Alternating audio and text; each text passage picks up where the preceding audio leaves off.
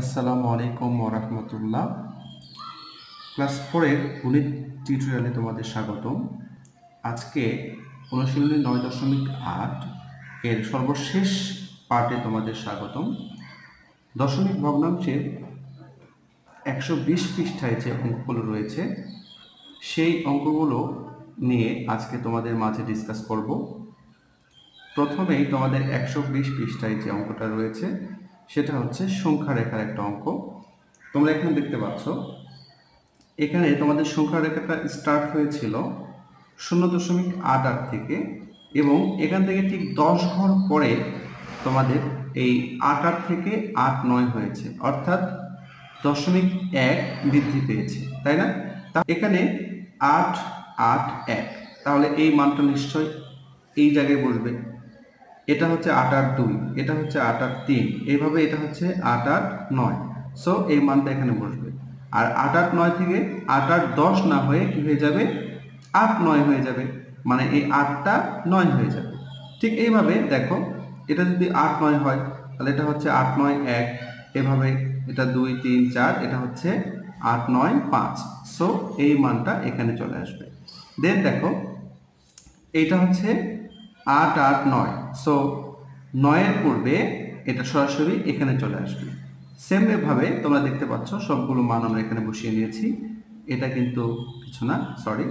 আচ্ছা, এরপরে এইভাবে তোমরা সংখ্যা রেখায় মানগুলোকে বসিয়ে নিতে পারো এবং তোমাদের নেক্সট টাইম যখন আমি সৃজনশীলের সলভ নিয়ে তোমাদের সামনে আসবো, সেই ক্ষেত্রে তোমাদের সংখ্যা রেখা সম্পর্কে আরো বিস্তারিত ধারণা দেওয়ার ট্রাই করব। এরপরে দেখো, তোমাদের 2 নম্বরের প্রশ্ন ছিল যে নিচের সংখ্যাগুলো কতটি 0.00001 দিয়ে গঠিত। প্রথমে আমাদের বুঝতে হবে 0.001 দ্বারা আসলে কি বোঝানো হচ্ছে। তোমরা নিশ্চয় জানো যে 0.1 এইটা দ্বারা বোঝানো হয় 100 ভাগের 10 ভাগ, অর্থাৎ 10 ভাগের 1 ভাগও কিন্তু বলা যায়।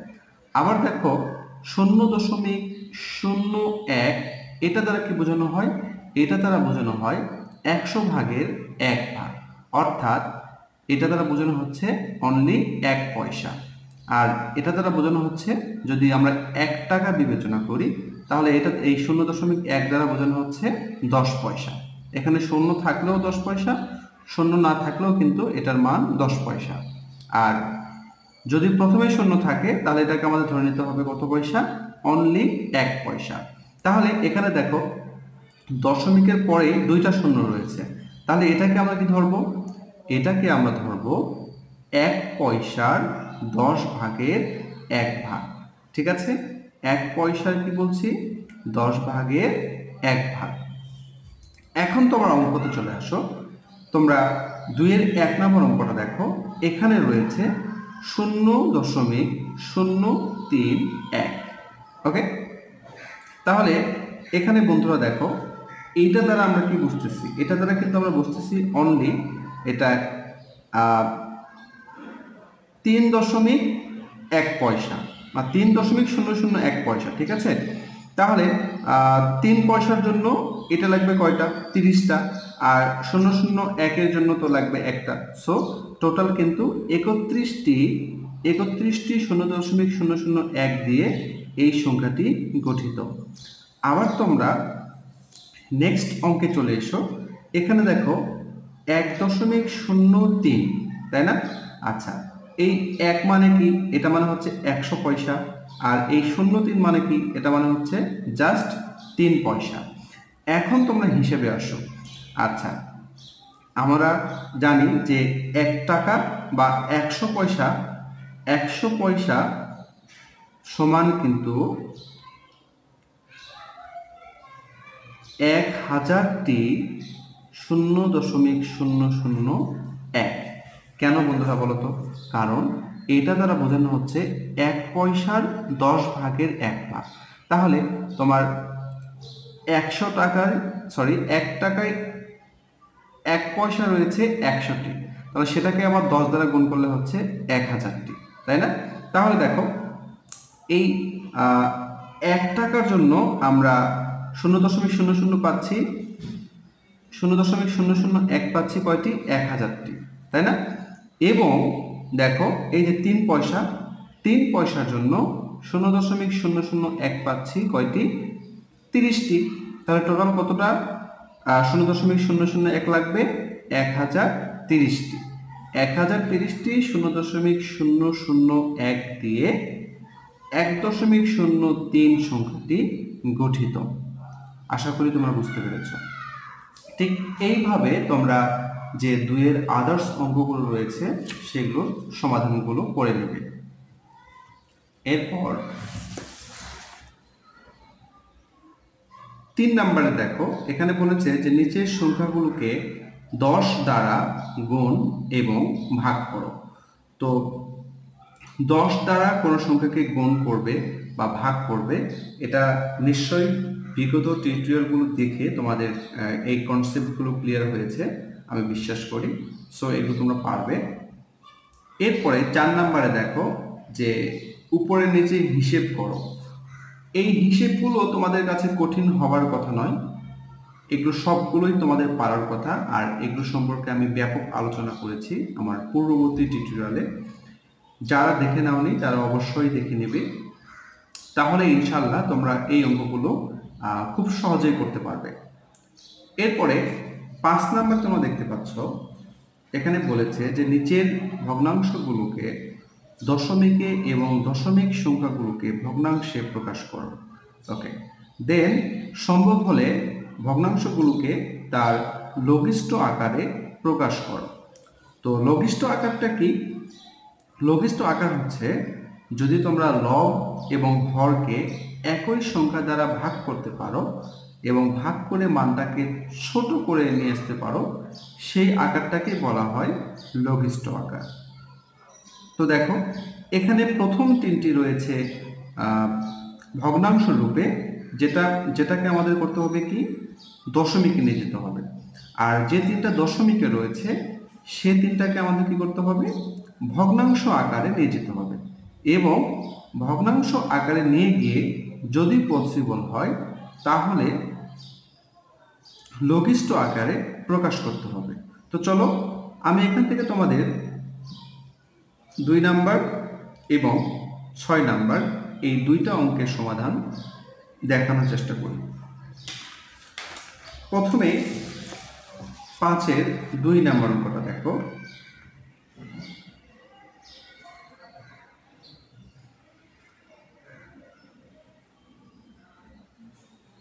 তাহলে আমাদের কি করতে হবে?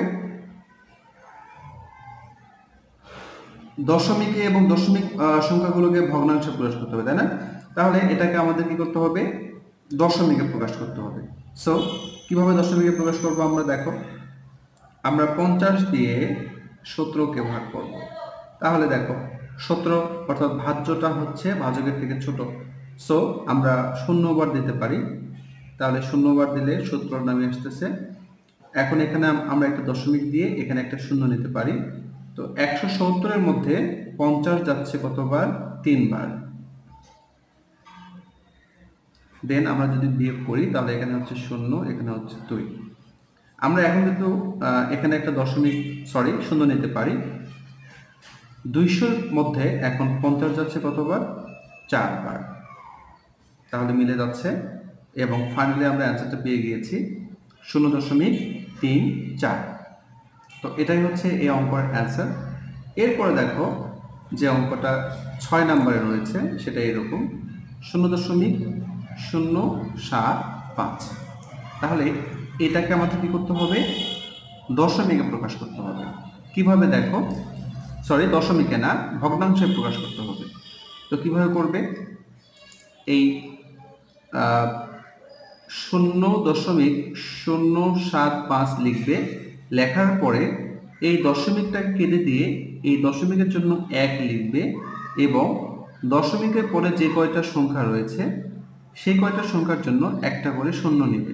তো দেখো 3টি সংখ্যা রয়েছে, সো আমরা এখানে 3টি শূন্য নেব। ওকে, এরপর দেখো আমরা এখানে দশমিক থেকে উঠে যাওয়ার পরে এখানে আছে 75 আর এখানে আছে কত 1000।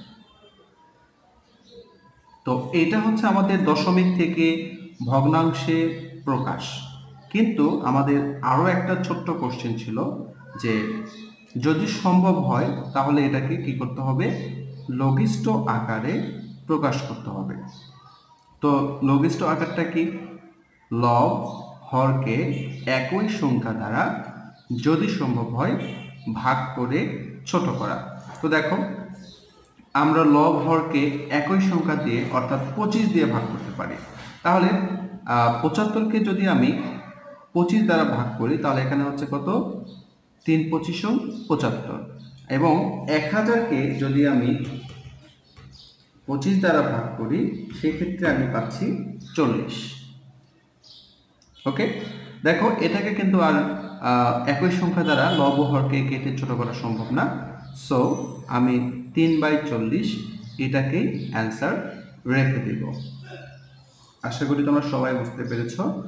এইভাবে তোমরা কোনো ভগ্নাংশকে তোমরা দশমিকে নিয়ে যেতে পারবে এবং কোনো দশমিক সংখ্যাকে তোমরা ভগ্নাংশ রূপে বা ভগ্নাংশ লঘিষ্ঠ রূপে প্রকাশ করতে পারবে। তো বাকি যে অঙ্কগুলো সেই অঙ্কগুলো তোমরা প্র্যাকটিস করবে, তাহলে জিনিসটা তোমাদের কাছে আরো ক্লিয়ার হয়ে আসবে। ওকে, এরপর তোমাদের 120 পৃষ্ঠার 6 নম্বর অঙ্কটার সমাধানটা দেখে নাও। ফার্স্ট আমরা অঙ্কটাকে পড়ে নেব।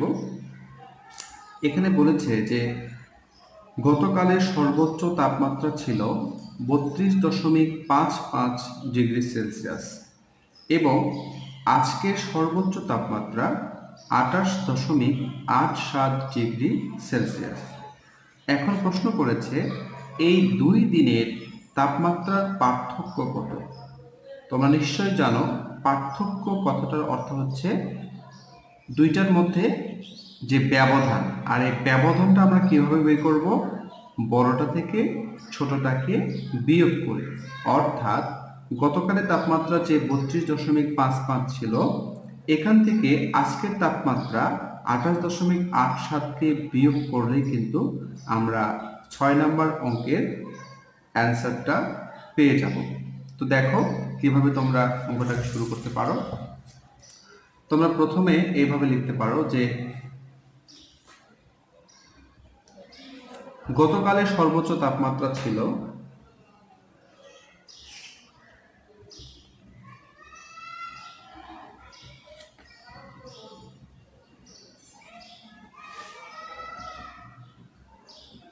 তাপমাত্রা ছিল 32.55 ডিগ্রি সেলসিয়াস। ওকে, এবং আজকে সর্বোচ্চ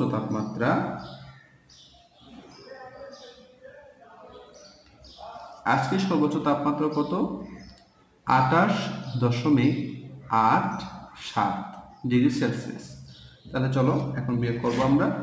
বিয়োগ করলে কিন্তু আমরা দুই দিনের তাপমাত্রার পার্থক্যটা পেয়ে যাব। তো বন্ধুরা দেখো এখানে রয়েছে কত 87 আর এখানে রয়েছে কত 55। সো আমরা কিন্তু ছোট সংখ্যা থেকে বড় সংখ্যাকে বিয়োগ করতে পারবো না। এই জন্য আমাদের কি করতে হবে, আমাদের এই 32 থেকে 1 ওই পাশে পার করে নিয়ে যেতে হবে। তাহলে দেখো এই পাশে যদি আমরা 1 নিয়ে আসি সেক্ষেত্রে কিন্তু এখানে হচ্ছে কত 155। ঠিক আছে, 155 আর এখানে কিন্তু এখন থাকবে কত 31। ওকে, তাহলে 155 থেকে আমরা এখন 87কে কি করতে পারবো, বিয়োগ করতে পারবো। তাহলে 155 থেকে যদি আমরা 87কে বিয়োগ করি তাহলে কত থাকতেছে 68। ঠিক আছে, এবং এই পাশে দেখো আমরা এখন 31 থেকে যদি 28কে বিয়োগ করি তাহলে কত পাচ্ছি আমরা 3। ওকে, তাহলে আমরা ফাইনালি অ্যান্সারটা পেয়ে গিয়েছি 32.55 থেকে 28.87কে যদি আমরা বিয়োগ করি তাহলে আমরা অ্যান্সার পাচ্ছি কত 3.6 8 ডিগ্রি সেলসিয়াস। ওকে, তোমরা এখন এখানে ফাইনালি লিখতে পারো যে অতএব এই 2 দিনের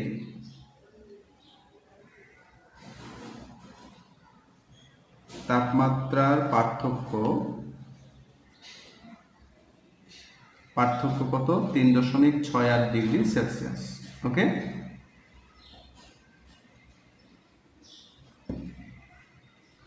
ঠিক এইভাবে তোমরা অঙ্কগুলোকে করে নেবে। দেখো এরপর 120 পৃষ্ঠার যে সর্বশেষ অঙ্ক, সেই অঙ্কটা আমি একটু করে নেব। এখানে বলেছে তোমার কাছে নিচের 4টি কার্ড রয়েছে, এগুলোকে ডান পাশের নির্দেশনা অনুযায়ী দশমিক সংখ্যা তৈরি করো। তো এখানে দেখো সর্বোচ্চ কোন সংখ্যাটি তৈরি করতে পারো। তো বন্ধুরা এখানে দেখো 1 3 5 0, এই সংখ্যাগুলোর মধ্যে সব থেকে বড় কোনটা? 5। তাহলে যদি আমরা 5কে এখানে লিখি, তারপরে আমি লিখব কি 5-এর থেকে ছোট কে? 3, তারপরে কে? 1, এন্ড সর্বশেষে দেব হচ্ছে 0কে। তাহলে এটাই হচ্ছে আমাদের 1 নম্বর অ্যান্সার। এটাই হচ্ছে 1 নম্বর অ্যান্সার। এরপর বলেছে দেখো সর্বনিম্ন কোন সংখ্যাটি তৈরি করতে পারো। তাহলে এই কয়েকটা সংখ্যার মধ্যে সব থেকে ছোট হচ্ছে 0। সো আমি 5-এর জায়গায় কি দেব? এখন 0 দেব। দেন এই যে এই দশমিকটাকে এখানে বসিয়ে দেব। তারপরে দেখো সব থেকে ছোট কে? 1 3 5। আমি সরি, আসলে তোমাদের বইয়ে অঙ্কটাকে করে দেখালাম, তোমরা কিন্তু এই অঙ্কটা খাতায় প্র্যাকটিস করবে। আর যদিও এই ধরনের অঙ্ক আসলে পরীক্ষায় আসে না, বাট তারপরেও তোমাদের জানার স্বার্থে আমি তোমাদের দেখিয়ে দেওয়ার চেষ্টা করলাম। আশা করি তোমরা বুঝতে পেরেছো। তো আজকে নবম অধ্যায়ের দশমিক ভগ্নাংশের যে অধ্যায়টা ছিল সেটা এখানেই শেষ হয়েছে। নেক্সট টিউটোরিয়ালে তোমাদের দশম অধ্যায় অর্থাৎ পরিমাপ সম্পর্কে বিস্তারিত আলোচনা করার চেষ্টা করব। সবাইকে দেখার আমন্ত্রণ জানিয়ে বিদায় নিচ্ছি। আল্লাহ হাফেজ।